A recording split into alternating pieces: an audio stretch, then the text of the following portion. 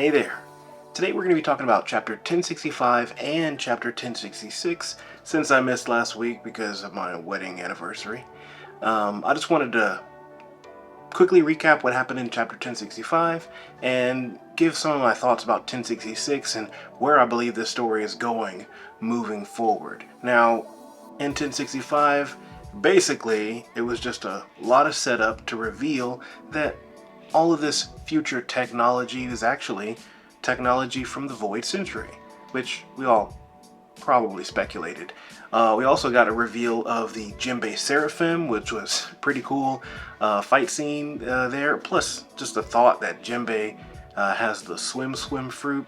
Hopefully it's a copy of the Swim fruit, and Senor Pink is still out there alive and well, because we got to get that drink with Frankie. I can't wait to see that. Also, we got to see the other bodies of Vegapunk, especially my favorite, the one that gets to eat, poop, and nap for all of them collectively. That's probably got to be the best one. That would be me. I would just eat, poop, nap all day, eat whatever I want. Oh, that would be the job. Let me get that. And again, the reveal at the end, they see this giant mecha robot, or at least Luffy does, and it's revealed that this is not a future island.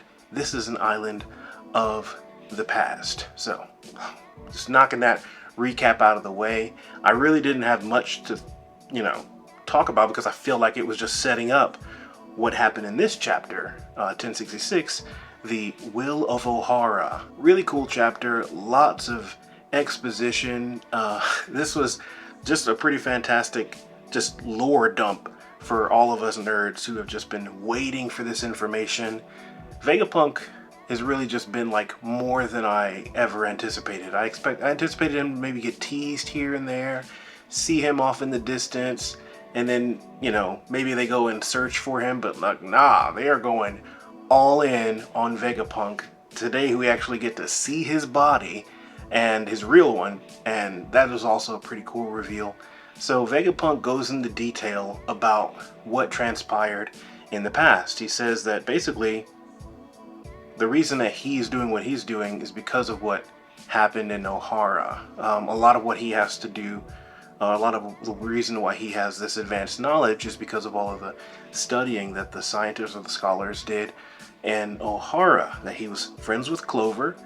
Clover apparently was some badass pirate too, getting arrested about 10 times. That was pretty cool. Until he settled down, more archaeologists and scholars came to him, and it became a beacon of knowledge, which, the world government ain't having that. And after they got too far, they dug too deep, scratched the wrong kind of surface. Again, you know what happened. Just terrible things happen. And he went to go months later and pay his respects, and he found a lake full of books, which we saw them saving the books from the tree, or from the library, which is in the tree. And yeah, I'm glad to see that those books still exist, because some giants came and claimed them and took them to Elbaf, which y'all know what that means. We're going to Elbaf, boys.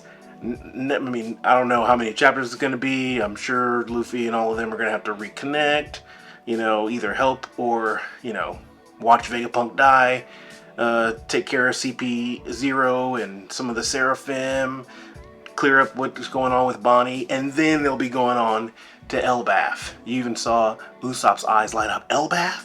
This is pretty cool. So, we also see that Dragon was on the island too, and that he started the Revolutionary Army because of what happened in Ohara. It actually happened like a year and some months after. I don't know why, but I feel like I just know that Dragon, or knew that Dragon was a Marine before this. Maybe it was a theory that I watched a long time ago and it's just like stuck in the back of my head.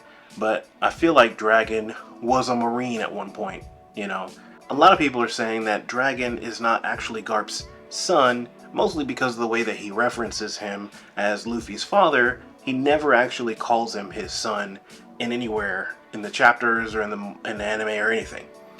Which led me to believe in my headcanon that maybe, just maybe, Dragon was a Marine alongside or underneath Garp. And of course, being close to Garp, he would have had contact maybe on a family day or just by happenstance with Garp's daughter, who is Luffy's mother, and you know how that happens. And out pops Luffy, tragedy strikes, Luffy's mom is gone, probably at the hands of the Celestial Dragons, and either that was the last straw, or it was just like a fling, he had a baby, he went off to go start the Revolutionary Army, and who knows. I don't like to speculate, but this is just all in my head. I just always thought that Dragon was a Marine who decided that he's no longer going to go with this, and he's going to go start his own army and take down the government. Another thing I want to talk about is the Ancient Kingdom. Now, I wasn't surprised at the end of the last chapter when Vegapunk revealed that this is all from the past. Like, it's pretty obvious that the Ancient Kingdom had advanced technology because of the blueprints to Poseidon. Now, if those were real or fake, whatever, just the idea was put in our heads back then that Poseidon, an ancient weapon, has blueprints that are so advanced that you can't even fathom them being created today. So it just led me to believe that if the Ancient Kingdom could produce something like this, what else could they produce? The other ancient weapons could be marvels of science, maybe even seeming like they're magic. The devil fruits might be a byproduct of this scientific prowess that they've had, that they've created this by their advanced understanding of genetics. And then we also got the whole side quest for Enel on the moon, where we see another advanced civilization that's just seemed to be dusted over for centuries with little robots inhabiting them. So, like, we know this moon is going to come into play some point. Is it going to be that the Ancient Kingdom was here, they figured out how to go to space, and they set up a colony on the moon? Or is it that the lunar colony or planet was inhabited by other ancient, even though they don't have any resources on the moon? That's the thing that gets me. They don't have any resources on the moon. It's still a moon. It doesn't have trees, it doesn't have water, it doesn't have any of that. I mean, unless it's underneath the surface. Either way, I could speculate all day about what happened, but what I wish is going to be revealed, or what I think is probably going to be the most interesting, is that there are two factions within the Ancient Kingdom. One being the good faction that just wanted to, you know, make the world a better place, and another one that wanted to rule the place.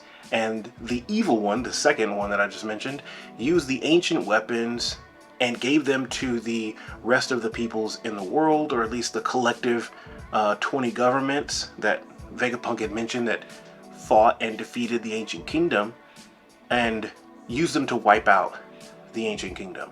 It could be completely different. It could be that the Ancient Kingdom wiped themselves out in trying to defeat the other 20. I don't know. It could be a lot of different things. But we're going to learn a lot more about Imu-sama, and the fact that he's still kept such a mystery means that he might be from this Ancient Kingdom, or a descendant of the person who betrayed the Ancient Kingdom in order to get where he is today. Or maybe the Ancient Kingdom had one faction on the planet and another faction went to the moon to try to colonize that, and when things got tough, they tried to come back and dominate the Earth. Or at least in the process of coming back and trying to establish themselves, they just sparked a conflict that just engulfed the entire world. We don't know. We're gonna find out, of course. That's why I don't like to theorize or speculate too much without information given. But I feel like Oda's really throwing a lot of breadcrumbs at us, and it's almost like overwhelming because we have a lot of evidence now, and we're missing some key details that link it all up. And maybe this is just all part of his master plan to tell a masterful story. I don't know. What do you think? Let me know in the comments below. If you like this video, like us. And if you want to be here for next week and the other videos that we're going to be posting, hit that subscribe button, click that bell notification so that you can be updated right when our next video drops. Peace.